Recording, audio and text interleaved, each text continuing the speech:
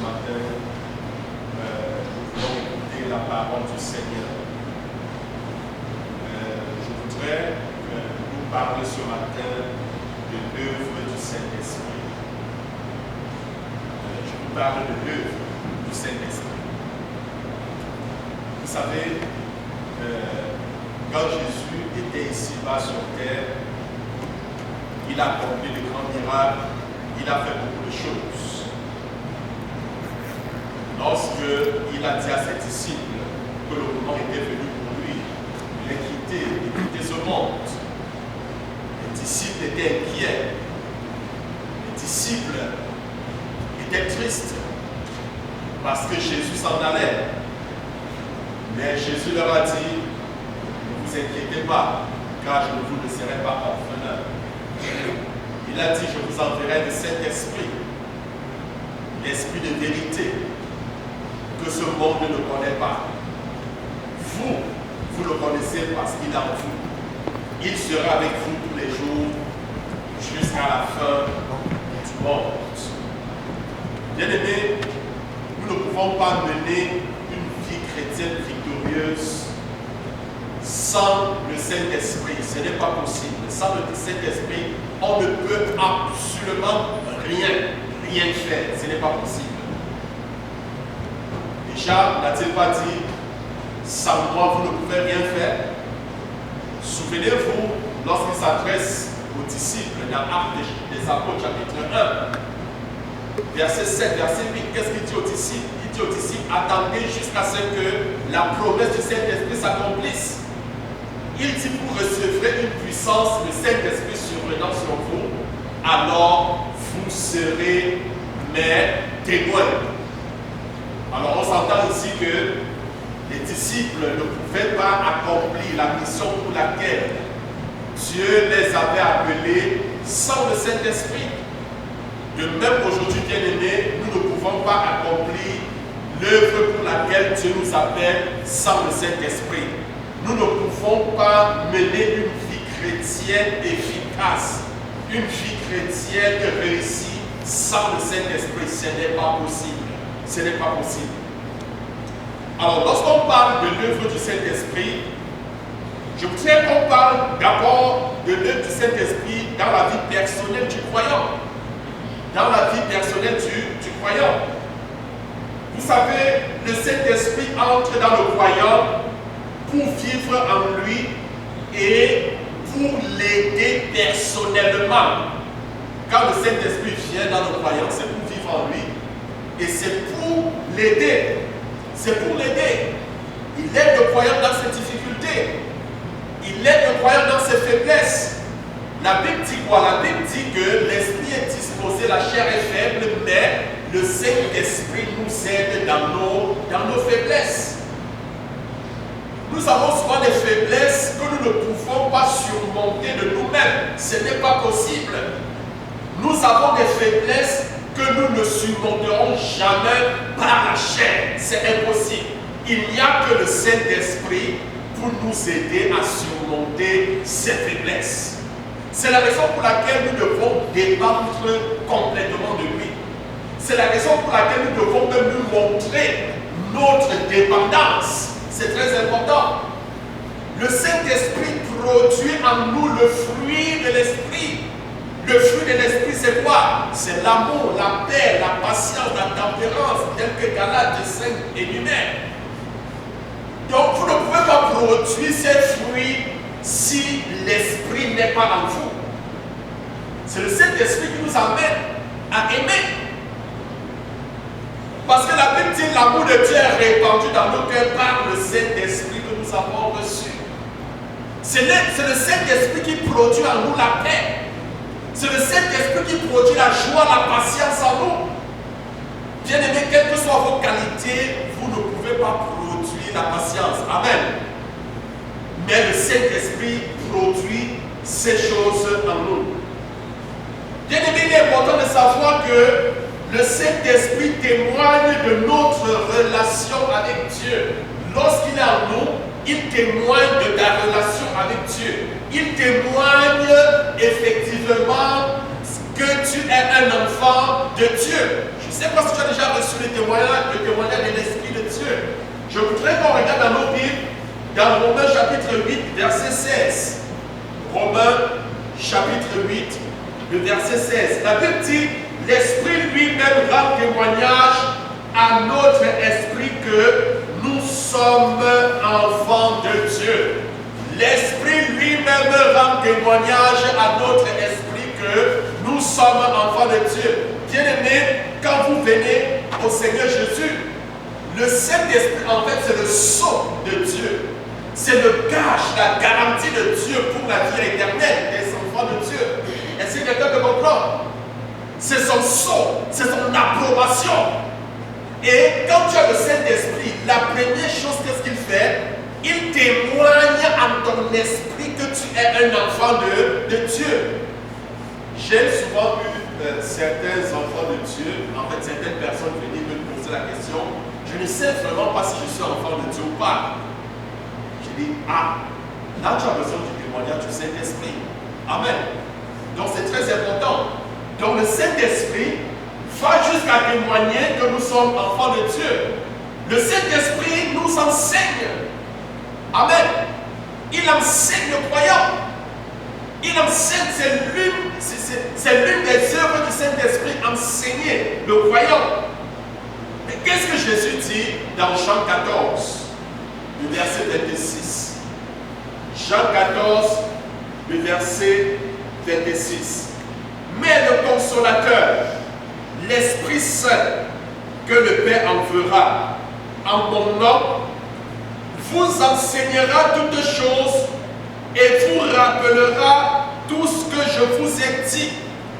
La Bible dit que le Saint-Esprit nous enseignera toutes choses et il nous rappellera tout ce que le Seigneur nous a dit.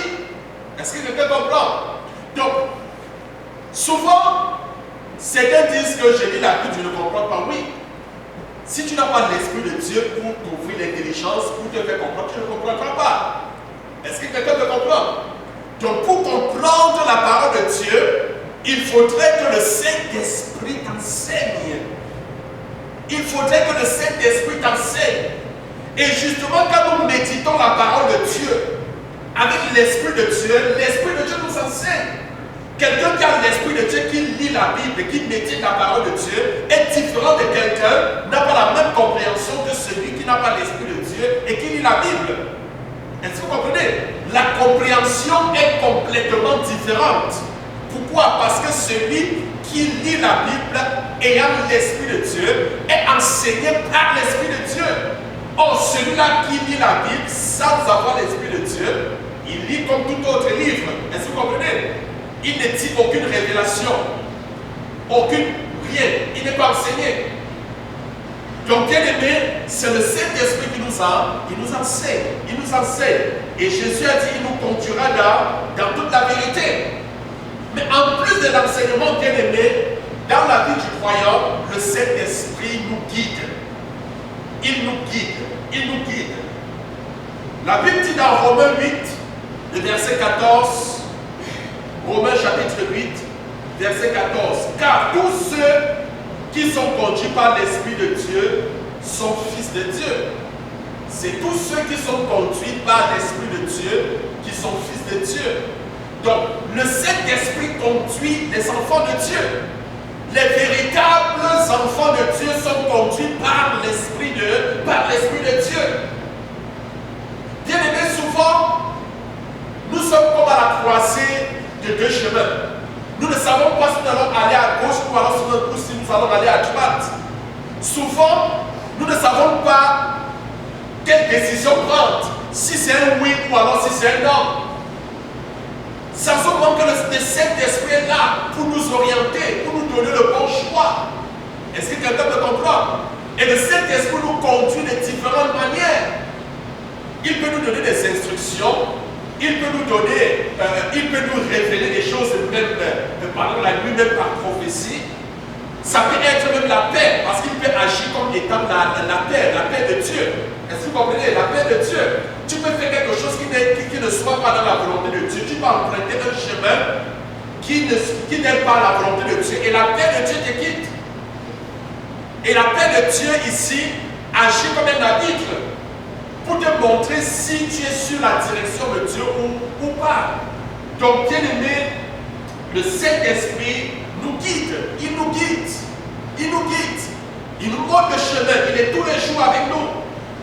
Bien aimé, le Saint-Esprit nous aide à vivre une vie qui plaît à Dieu.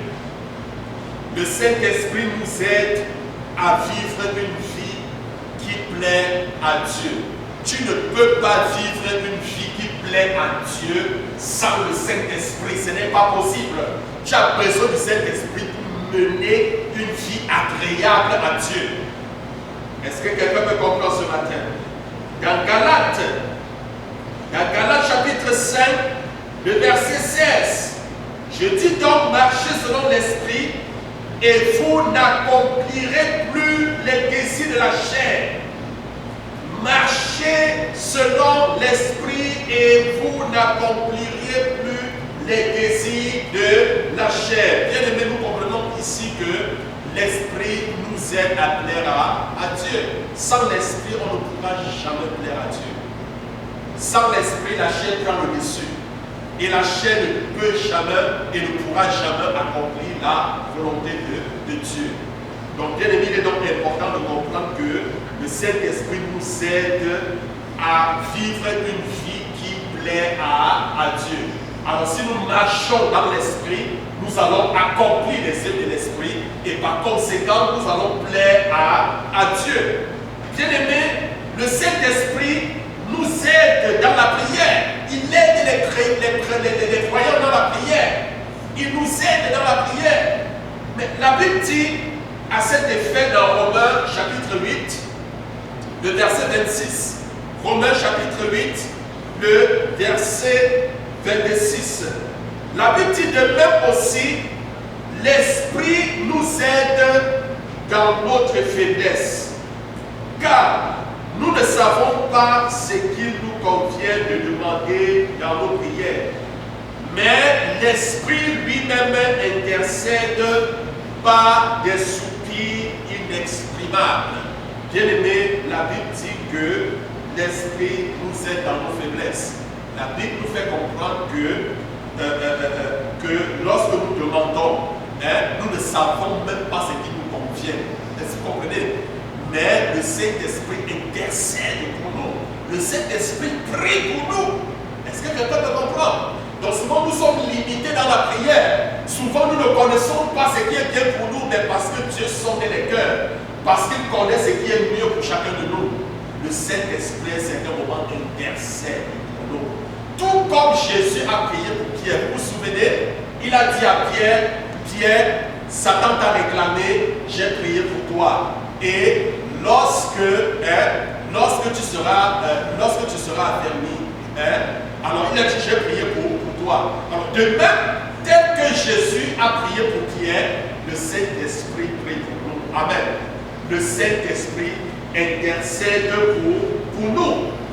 Alors bien aimé, le Saint-Esprit donne la vie à notre corps. Il donne la vie au corps du croyant. Amen. Le Saint-Esprit donne la vie à notre corps.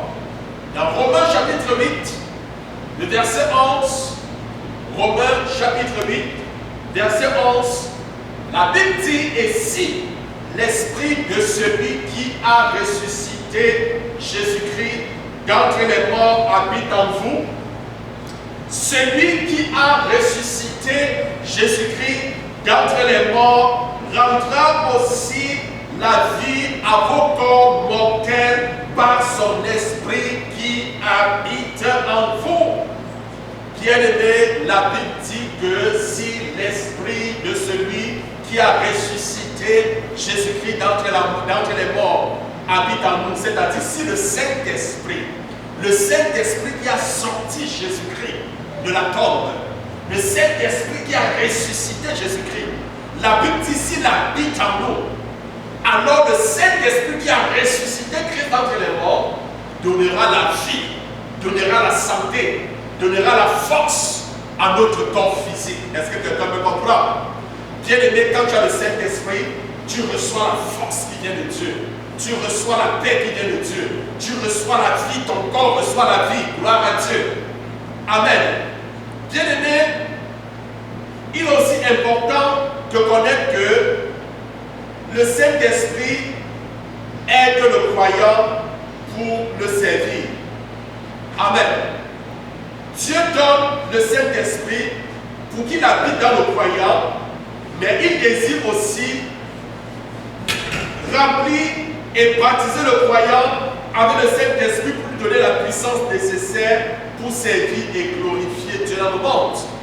Donc le Saint-Esprit n'est pas seulement pour aider personnellement le croyant, mais le Saint-Esprit a aussi été donné pour aider le croyant à servir Dieu. Est-ce que quelqu'un me comprend? Donc le Saint-Esprit t'aide d'abord personnellement. J'ai listé encore, le Saint-Esprit peut t'aider. Il t'aide à prier, il te convainc que tu es un enfant de Dieu, il te guide, il t'aide à mener une vie qui plaît à Dieu, il donne la vie à ton corps, il t'aide dans tes prières, etc.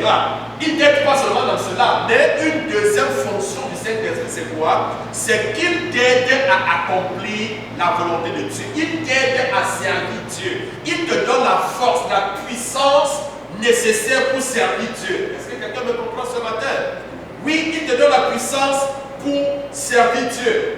Alors, ceci, c'est donc le baptême dans le Saint-Esprit. La plénitude du Saint-Esprit en toi te permet de servir Dieu. Bien aimé, le Saint-Esprit donne la puissance et le courage pour témoigner Jésus-Christ.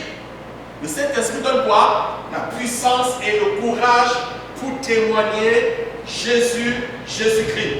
Dans Actes chapitre 1, le verset 8, Actes des Apôtres chapitre 1, verset 8, la Bible dit, mais vous recevrez une puissance.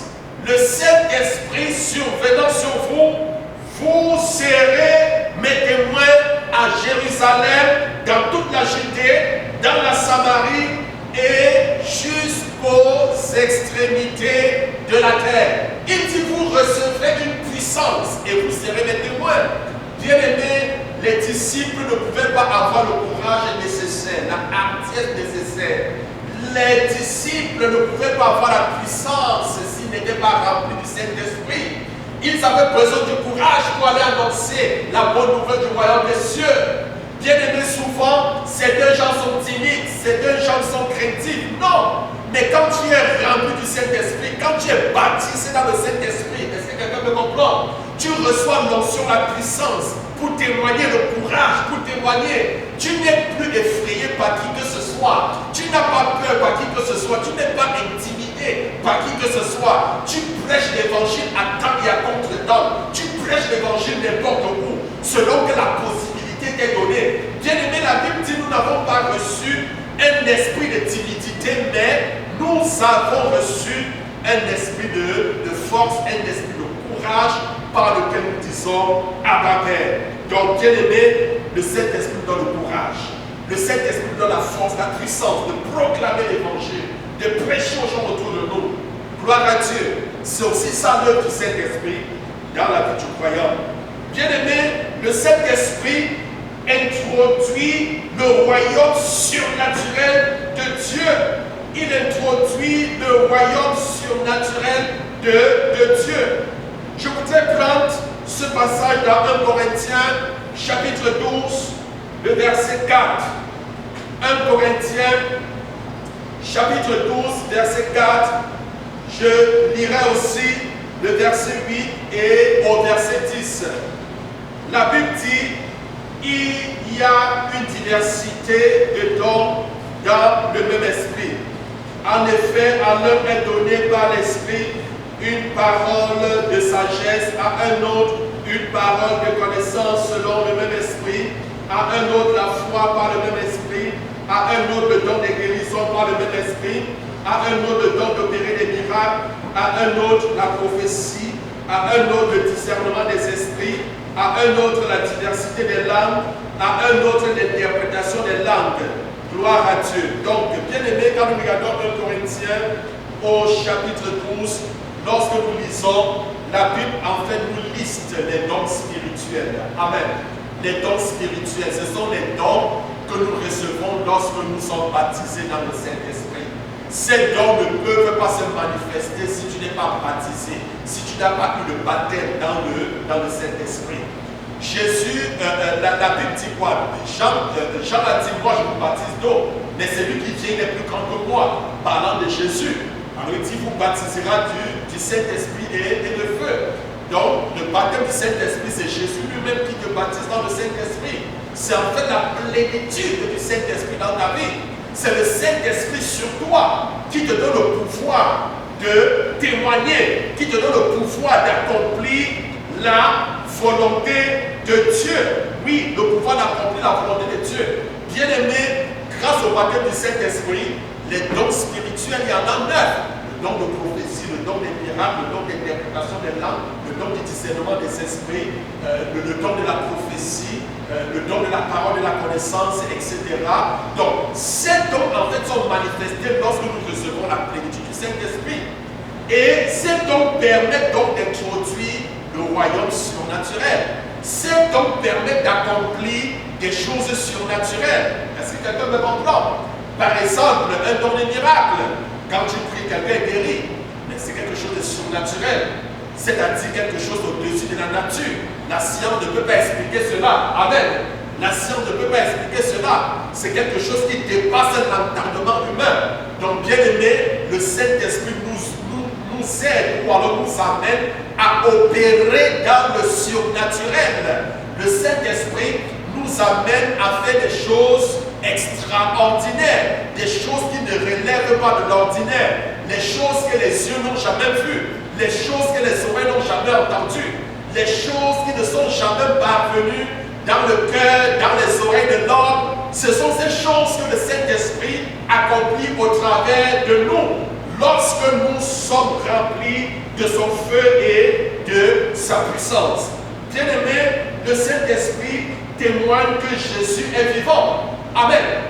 Il témoigne que Jésus est vivant. Dans Actes des Apôtres au chapitre 5, le verset 30 au verset 32. Actes des Apôtres, chapitre 5, verset 30 au verset 32. Le Dieu de nos pères a ressuscité Jésus. Nous sommes témoins de ces choses, de même que le Saint-Esprit que Dieu a donné à ceux qui lui obéissent. Bien-aimé, le Saint-Esprit témoigne que Jésus est vivant. Les disciples témoignaient. Ils ont donné cette affirmation que même le Saint-Esprit témoigne de cette vérité, que Jésus est vivant. Gloire à Dieu. Bien-aimé, le Saint-Esprit donne une nouvelle compréhension de la parole de Dieu. Il nous donne une nouvelle compréhension de la parole de Dieu. Je vous demande de prendre cet exemple-ci. Faites cette expérience. Priez en esprit.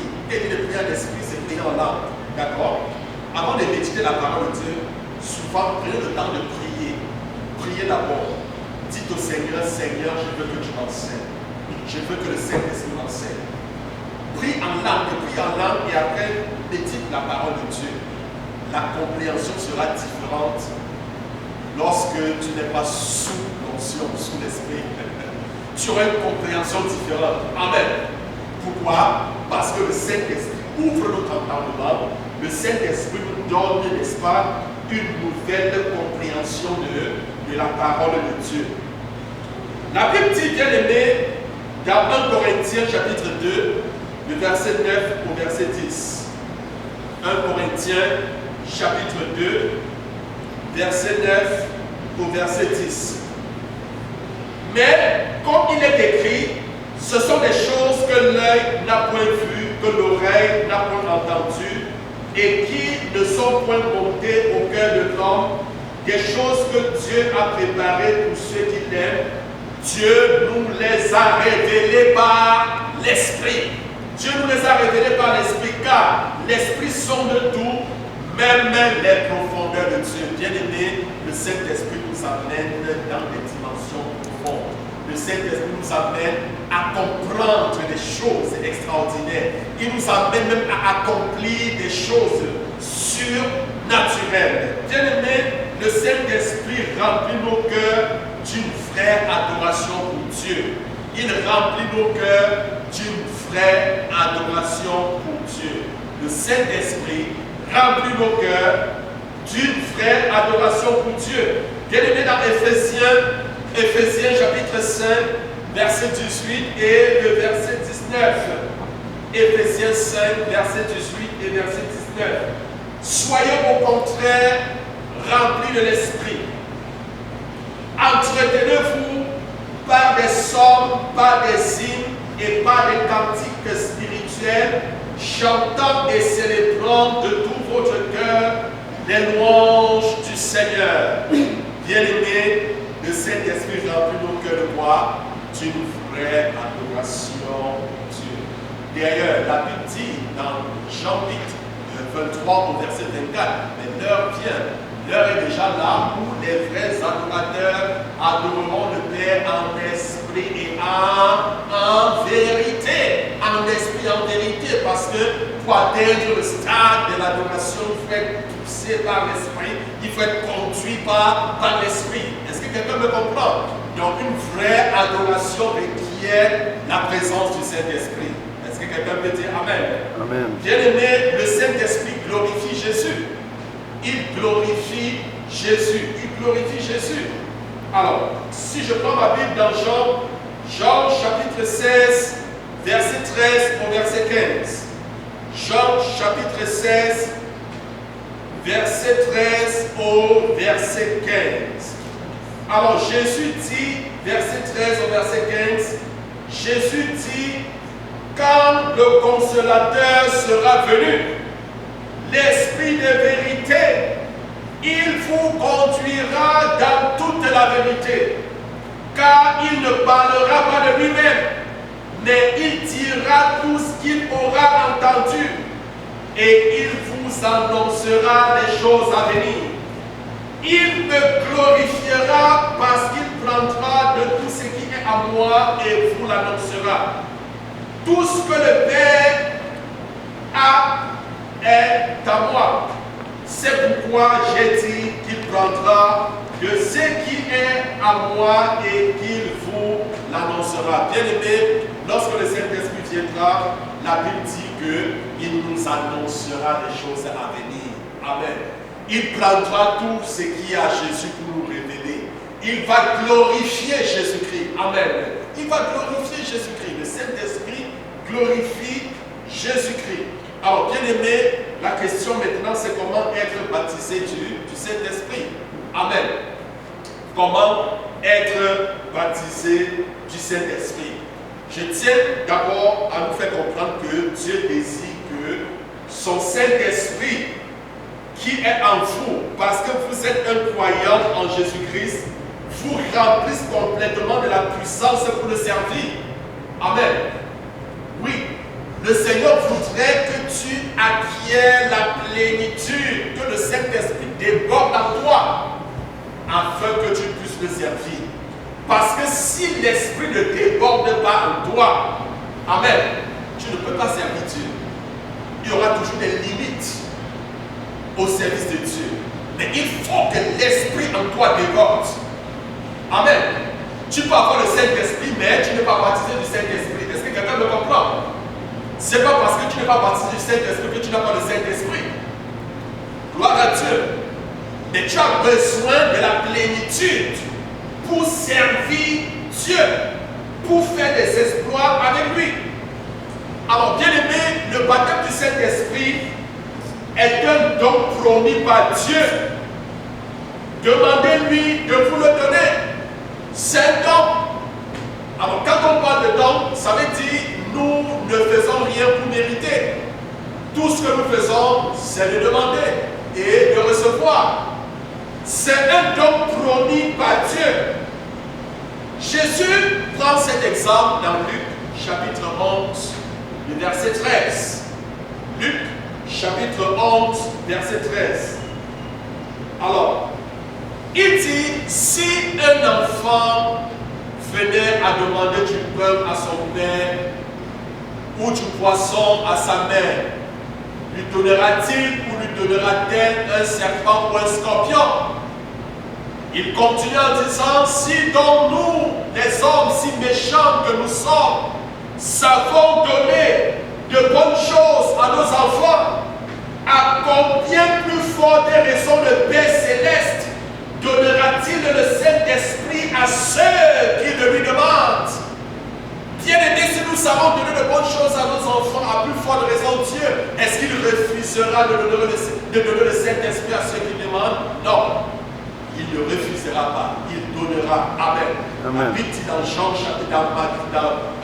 Matthieu chapitre 7, verset 7, demandez, l'on vous donnera. Cherchez, vous trouverez. Frappez, l'on vous ouvrira. Le verset 8 dit, car on donne à celui qui demande, celui qui cherche, trouve. Et l'on ouvre à celui qui frappe. Bien-aimé, si tu demandes, alors le Seigneur va te donner. Amen. Parce que la promesse du Saint-Esprit, c'est pour toi. La promesse du Saint-Esprit, c'est pour nous. La promesse, c'est pour tous ceux-là qui croient en son nom. Alors, bien-aimé, pour recevoir dans le Saint-Esprit, je te conseille de commencer à louer Dieu, à louer Dieu quand vous recevrez ce don par la foi. Loue le Seigneur. Commence à louer le Seigneur. Vous pouvez parler, quand le Seigneur te remplit du Saint-Esprit, en fait, l'évidence du baptême du Saint-Esprit, c'est le parler en langue. Amen. Donc, c'est le parler en langue qui montre que tu es rempli, que tu es été baptisé du Saint-Esprit. Alors, pour ceux qui m'écoutent, qui ne sont pas encore baptisés du Saint-Esprit, je t'encourage à la maison, un temps de louange devant le Seigneur. Ensuite, demande au Seigneur de te baptiser. Demande, c'est sa volonté parfaite de te remplir. C'est sa volonté parfaite de t'accorder le Saint-Esprit. Parce que tu as besoin du Saint-Esprit sur toi. Tu as besoin de la plénitude pour pouvoir le servir. Est-ce que tu peux répéter juste cette prière après moi, bien-aimé? Seigneur, je te remercie, ô Dieu, pour le don du Saint-Esprit dans ma vie. Je m'engage aujourd'hui à obéir à la direction du Saint-Esprit. Je suis déterminé à apprendre à écouter la voix du Saint-Esprit dans mon cœur. Je choisis d'être rempli de l'Esprit. Je présente maintenant mon être tout entier pour qu'il soit rempli du Saint-Esprit. Au nom de Jésus. Est-ce que je peux entendre Amen? Amen. Amen. Bien-aimé, que le Seigneur vous bénisse. Amen. Alors je t'encourage, lorsque tu arrives chez toi, mets tes genoux au sol, et prie le Seigneur, et le Seigneur va te soutenir. Amen. Tu recevras la plénitude du Saint-Esprit. On se donne rendez-vous demain à 19h30 pour les prières pour nos familles, prières, n'est-ce pas, pour nous-mêmes. On va prier contre les cérémonies du mariage. Il y a beaucoup de sujets que nous allons aborder. Donnons-nous tout simplement rendez-vous demain. Bien aimé, que le Seigneur vous bénisse. Si à quelqu'un tout près de toi, que le Seigneur te bénisse.